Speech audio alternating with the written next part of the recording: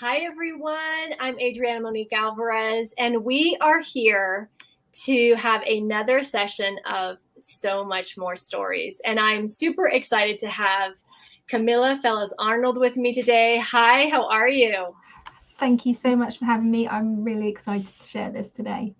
Absolutely. So tell us where in the world you're joining from. I'm from Norfolk in the UK. Beautiful. So, to give everyone a little background, I decided to create this series, number one, because I'm so passionate about storytelling. And this is an ancient art that I'm afraid is disappearing and dying. And, we just don't sit around the fire anymore and share stories or around the dinner table, even. And stories are how we pass wisdom along from person to person, from one generation to the next. And so I wanted to be intentional about highlighting and showcasing people's most powerful stories. So let's get this party started. Camilla, how do most people know you? What do they know you as? I think most people know me as either a designer, maybe a book publisher, a general creative person. I have moved on from that and I am so many more things, but that tends to be what most people think of me as. Some maybe even think of me as a photographer because I did that for a little while. But generally, anything that's creative, a very arty person. Yes, very artsy. And I know that you are so much more. So, would you like to dedicate this story to anyone? I would, and I really thought who I wanted to dedicate this story to, and I actually want to dedicate it to my younger self and to anyone who has never felt good enough. Woo, this is for everyone who has never felt good enough. Okay, I'm going to give you this space to share your story. Thank you. So, like all good stories, it starts with once upon a time. Once upon a time, there was a little girl, and she loved stories. She would wake her mum up at 5 in the morning with a book. Please, can you read me a story? And her mum would sit there and read the story. And she'd say, no, not like that, mum. Please, with the voices at 5 a.m. So she'd do the voices and she'd get to the end and say, now go back to sleep. And the little girl would say, oh, just one more story, please. So she'd read another story. And this started a habit of just reading and reading and reading. And her mum called her the book monster because she just devoured books one after another. There wasn't enough time in the day. There wasn't enough room in the house to keep all the books. And she just kept reading. And then she started to also imagine her own stories and she'd tell them and she started to write them. And this little girl, she thought to herself that maybe one day, maybe when she was all grown up, she would maybe like to be a writer, write these stories and create worlds for people to live in. And all of that suddenly changed one day when she had a relative come over and she presented this relative with her latest story. It was called The Princess and the Orb. She was so excited for this relative to read it. And they read it cover to cover. And in that way that adults do, and children don't always understand the comment, they just read it and they finished and they said, well, it's not Lord of the Rings, is it? And the little girl, what she should have said was, of course it isn't. I'm only 8 and it's only 12 pages. But she didn't, because she didn't hear that. What she heard from this relative was, well, it's not Lord of the Rings. You're never going to be good enough to write something like Lord of the Rings. Why bother trying? And in that moment, the pen in her hand, it just crumbled. The dream of being a writer just withered and died. And she thought, okay, I can't write the stories. I'm not good enough to write the stories. But I still want to be around stories. What can I do? So she was trying to figure out, could I maybe illustrate the stories? And then that didn't work out because there was another comment from an art teacher at school saying, well, it's not very good drawing. So she took it to heart. And over time, she forgot these comments, but she still had the blocks that she couldn't write, she couldn't draw, She still loved the stories and didn't know how to be around them, until one day she found design and she thought, oh, I could design the book that holds the story. And she thought, this is it. This is my way of staying with the stories. I can design the books for other people. And she thought that was going to be her story. That was going to be what she did for the rest of her life, just designing these books. Even though she had that yearning that she still had something to say, but that was not an avenue she felt she could go down.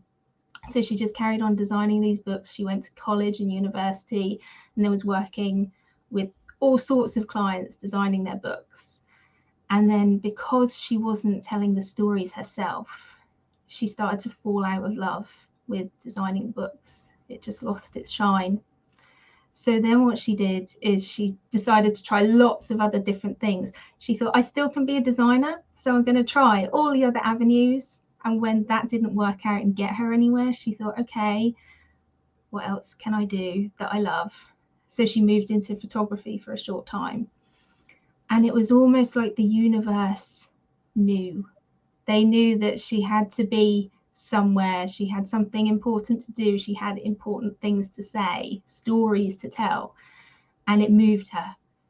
She had a panic attack at a wedding all on her own, 2 hours away from home. There was no phone signal. She was in a field.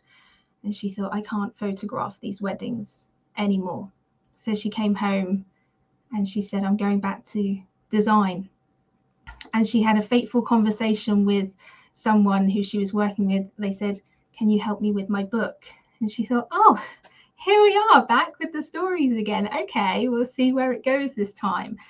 And it started to lead her down the path of publishing the books as well as designing. And she thought, okay, maybe this is what I'm meant to do. Maybe I'm meant to help other people share their stories with the world. And she was designing these books and publishing them, producing them. And then people started to ask her to help with the writing. So she was helping as best she could until she realized she was limited herself because she wasn't a writer. She didn't think of herself as a writer. And people were saying, but you have such a knack for words. You're a word wizard. Are you writing a book? And she would say, no, I don't know what to write. I haven't got anything to say. And she knew it wasn't true, but she didn't know what to do about it. So what she did is she thought, okay, these people are asking for my help. What can I do?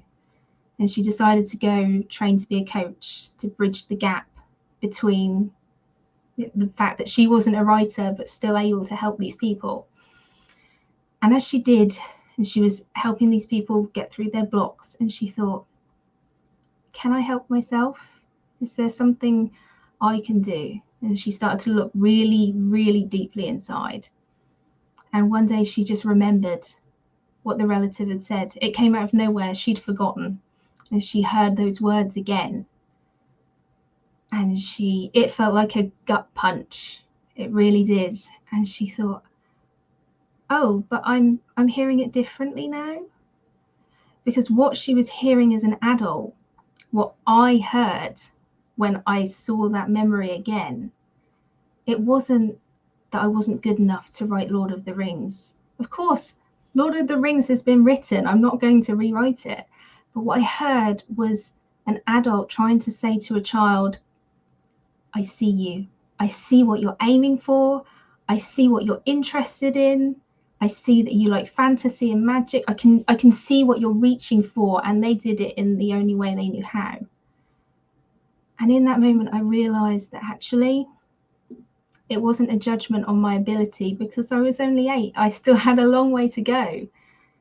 So I thought, I need to remove this block. And I did everything, used all the subconscious tools in order to clear it. And then one day I picked up the pen, and for the first time in 24 years, I wrote a poem, just a short little tiny poem. And the next day I opened the book and I wrote another poem. And then I wrote another one, and I just couldn't stop writing these poems. They were pouring out of me. I felt like I was writing like I was running out of time. There just wasn't enough time in the day to write all the words that were coming up. They were just flowing. And I thought, this is what I'm meant to do. I'm not meant to just coach the writers. I'm helping all the people find their voices and tell their stories in whatever medium that is, because I've gone away and I've done the design, I've done the photography, I've done all the things, because I never want anyone to feel like that again. I don't want people to feel like they're not good enough, because actually we get to decide, we get to choose, and we get to tell the story that we want to tell in the way we want to tell it. And my story is still moving, because I can sit here and say that this year I'm going to be a published author. I have written a chapter to go in a book, in a collaborative book with Adriana, and I'm really excited about that. But even as recent as this morning, I have sat down, and this feels huge, I have sat down and written today 2,500 words of my own solo book. And if I could go back and tell that little girl that one day you will write, but you will also be so much more than just a writer, because that's all she thought she was going to be. That's all she wanted to be. She just wanted to be the writer. But I can sit here and say, yes, I'm a writer now. And I'm so much more. I'm so many things. I've learned so much. I have so much experience. I have so much to say. And I can help people as well. So if you've ever not felt good enough, just remember that it doesn't have to be your story forever. You can take off that label that says I'm not a, and you can write a new story, because I have. And honestly, it feels so incredible to sit here and say I am a writer and I'm so much more. Oh my goodness. Thank you for sharing that. Thank you for letting me. And I'm so, you've done what not many people can do. I'm at a loss for words. And I'm so glad you said yes to putting your story in our next book. So am I. It was a spur of the moment, and I just thought I need to do this. I'm ready to do this. And what can we tell ourselves when that you're not good enough voice pops up? I think it's important to ask yourself where it's coming from, and if it's fact or fiction. Did someone else say it? And if someone else did say it, what do they know about your experience? And if it's coming from you, then is it true? Do you want it to be true? Can you write a new story? Can you make a different choice that will give yourself a different outcome? Yes. So beautiful. Now, would you like to tell your story on podcasts or summits? Where else would you like to tell your story? Absolutely. I feel like today has been momentous, because I've started writing my own book and I'm sharing a story that's been very painful to work through. So now I start talking, I don't want to stop. So yes, I'm available for keynote speaking on podcasts, summits, conferences, guest training, you name it. I'm more than happy to do it. Beautiful. And if you enjoyed the story, feel free, be sure and reach out. I know that Camilla's on Facebook. You're on social media, yes? Yes. And where else can people connect with you? So I'm on, you can find me on LinkedIn, Twitter, Instagram, just search for Camilla Fellis Arnold. You can also find me on my website, which is www.camillafellisarnold.com. And I also have my own podcast, which I recently launched, called Creative Power, which is helping people step into and claim their creative potential. So you can find me on there. It's on all the places: Spotify, Apple Podcasts, Audible, etc., etc. So you can look that one up as well. Beautiful. Thank you once again for bravely sharing this beautiful story and for rewriting your story and moving in this direction, being who you really are. I want to encourage everyone, if you have a story to share, we would love to help you share it. Our next book is The Younger Self Letters, and the link to apply is in the description. Until next time, here's to remembering we're good enough. We are. Thank you for having me. It's my pleasure. I shall talk to you soon.